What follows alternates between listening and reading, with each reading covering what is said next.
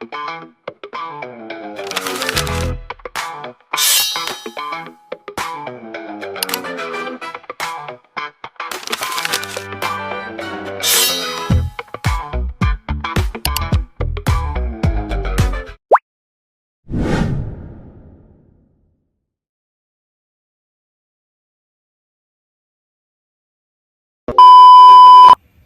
teman-teman semua, balik lagi di podcast Ruang Diskusi Kampus. Kali ini kita bakal ngobrol santai tapi tetap berbobot ya teman-teman.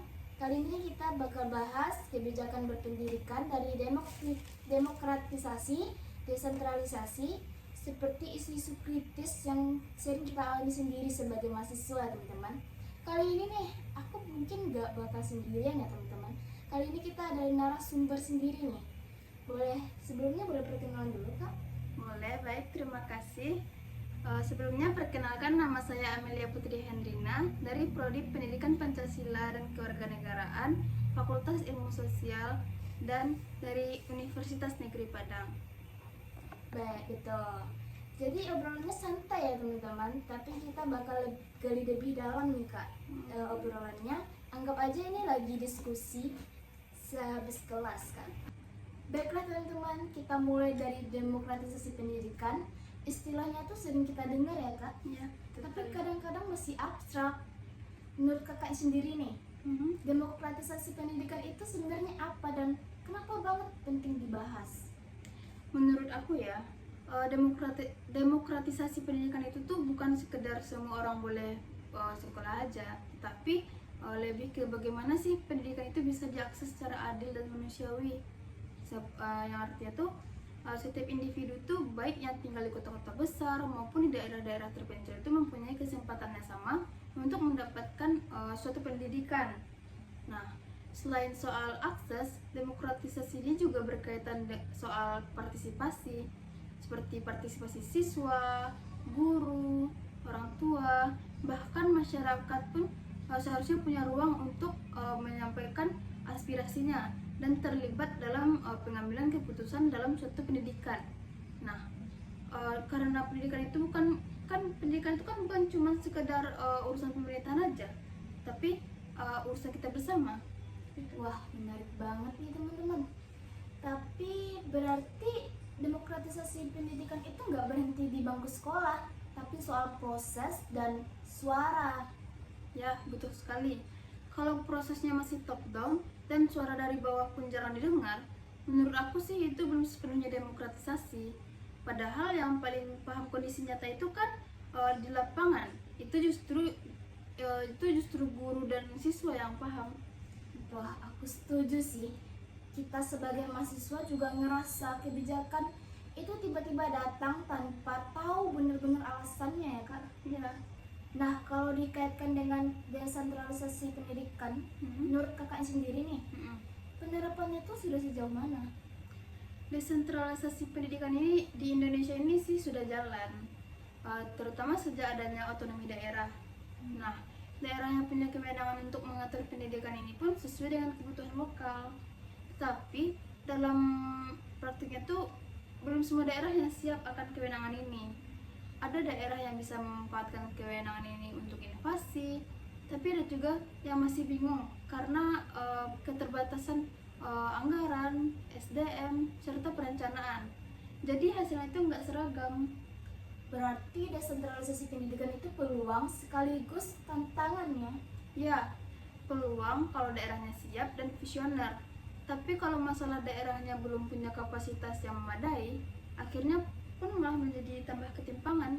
Ini tuh sering kita semua lihat, antara satu daerah dengan daerah lainnya tuh jaraknya jauh banget. Ya, betul sekali. Kalau ngomongin otonom daerah nih, Ya, kan seperti yang kita semua lihat, model kebijakan pendidikan itu banyak yang berbeda-beda. betul sekali. Menurut kakaknya nih, Ya, kenapa perbedaan itu tiba-tiba muncul? menurut aku sendiri ya, perbedaan itu tuh muncul karena setiap daerah itu mempunyai karakteristik yang unik. Nah, ada nih daerah yang basic ekonominya tuh pertanian, perikanan, atau pariwisata, sehingga kebijakan daerah itu tuh sering diarahkan ke penguatan sektor. Nah, Ada juga nih daerah yang sangat menjaga nilai budayanya. Jadi pendidikan itu tuh banyak dimasukkan ke muatan lokal. Nah, hal ini tuh sebenarnya positif karena pendidikan itu kan jadi lebih relevan dengan kehidupan siswa. Oh, pendidikan itu berarti nggak lagi terasa jauh dari realitas sehari-hari siswa ya? Betul sekali. Justru itu tuh idealnya. Bahkan pendidikan itu harus kontekstual. Kalau siswanya merasa apa yang mereka pelajari itu dekat dengan kehidupannya, motivasi belajarnya pun juga ikut lebih tinggi.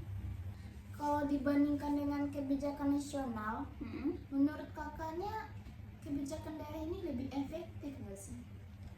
Kalau dalam konteks tertentu, iya lebih efektif. Kenapa tuh kak? Karena daerah itu lebih tahu kebutuhan lapangannya. Tapi kebijakan nasional sendiri pun tetap penting karena dia itu tetap sebagai pengikat dan penjamin standar. Nah, tanpa kebijakan nasional pun kualitas pendidikan itu bisa semakin timpang. Jadi menurut aku nih ya, kuncinya itu bukan memilih salah satu, tapi bagaimana sih pusat dan daerah itu bisa saling melengkapi satu sama lain. Wah, setuju banget nih. Berarti selama ini masalah kita bukan di konsepnya nih, berarti di koordinasinya ya teman-teman. Ya, betul sekali. Kalau koordinasinya baik, kebijakan pusat dan daerah pun bisa saling menguatkan. Oh, sekarang kita masuk ke isu yang sering banget kita rasakan secara langsung ya teman-teman. Menurut kakaknya nih, isu pendidikan apa yang paling mendesak saat ini? Menurut aku ya, isu pendidikan yang paling mendesak saat sekarang ini itu tentang ketimpangan kualitas. Nah, perbedaan fasilitas, kualitas guru, dan akses teknologi antara sekolah yang ada di kota dengan sekolah yang ada di daerah-daerah terpencil. Nah, ketimpangan ini bukan hanya sekedar soal fisik, tetapi juga soal kesempatan hidup di masa depan. Nah, anak-anak yang sejak awalnya sudah tertinggal akan semakin sulit untuk mengejar yang tertinggalannya tersebut. Karena apa?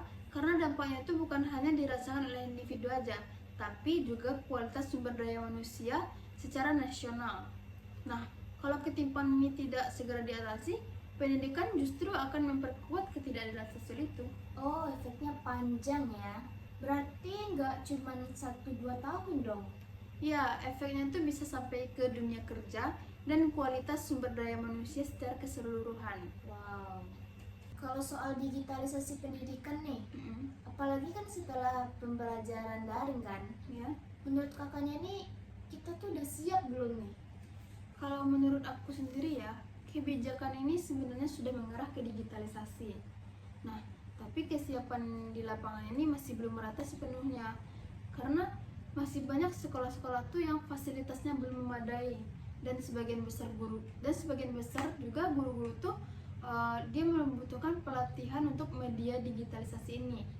Nah, digitalisasi ini seharusnya kan menjadi alat bantu, bukan menjadi beban baru. Wah, aku setuju sih guys. Jangan sampai teknologi ini malah bikin kita stres nih. Ya, karena esensi pendidikan ini tetap ada di interaksi dan proses belajar, bukan sekedar platform. Akhir nih, kalau kakaknya mau kasih pandangan ke pembuat kebijakan, apa yang paling penting untuk dibenahi ke depannya nih? Kalau menurut aku ya, yang paling penting itu konsistensi dan keberpihakan pada kondisi nyata di lapangan. Karena kebijakan itu kan sebaiknya tidak terlalu sering untuk berubah dan benar-benar melibatkan pelaku pendidikan. Nah, selain itu, pemerataan kualitas pendidikan itu kan seharusnya menjadi prioritas utama, bukan menjadi sekedar target administratif. Itu penting banget, karena yang sering jadi korban perubahan itu kan guru dan siswa ya soalnya. Iya, padahal kan mereka aktor utama pendidikan. Dari obrolan panjang kita hari ini nih, kayaknya aku ngerasa ada beberapa poin penting yang dapat kita tarik untuk kesimpulan bersama ya, bahwa demokratisasi pendidikan itu bukan hanya soal akses sekolah, tetapi tentang keadilan kualitas dan melibatkan semua pihak. Desentralisasi pendidikan memberi ruang bagi daerah untuk berkembang sesuai kebutuhan lokal, namun tetap memerlukan peran pemerintah tetapi menjamin pemerataan mutu. Tantangan utama pendidikan masih terletak pada ketimpangan kualitas, fasilitas, dan teknologi. Kedepannya kebijakan pendidikan perlu lebih konsisten dan stabil dan berfokus pada kualitas pembelajaran serta pengembangan manusia. Wah, nggak kerasa ya obrolan kita hari ini udah sampai di penghujung episode nih. Dari demokratisasi pendidikan, desentralisasi kebijakan, sampai berbagai isu kritis yang masih jadi PR besar dunia pendidikan nih. Semuanya menunjukkan satu hal, pendidikan itu bukan cuma soal sekolah, tapi soal masa depan banyak orang. Semoga obrolan santai kita hari ini bisa nambah sudut pandang baru dan bikin kita semua lebih peka sama kebijakan pendidikan di sekitar kita. Karena sebagai mahasiswa kita bukan cuma menjadi penikmat, tapi juga bagian dari perubahan itu sendiri. Terima kasih buat teman-teman narasumber yang sudah berbagi pandangan, dan tentu saja buat kalian semua yang sudah setia dengerin podcast Ruang Diskusi Kampus ini sampai akhir. Jangan lupa follow dan share podcast ini ke teman-teman yang lain, biar diskusinya ini lebih asik dan seru nih teman-teman. Saya Aurelia Putri Hendrina, sampai ketemu di episode selanjutnya. Tetap kritis, tetap peduli, dan terus belajar. Bye-bye.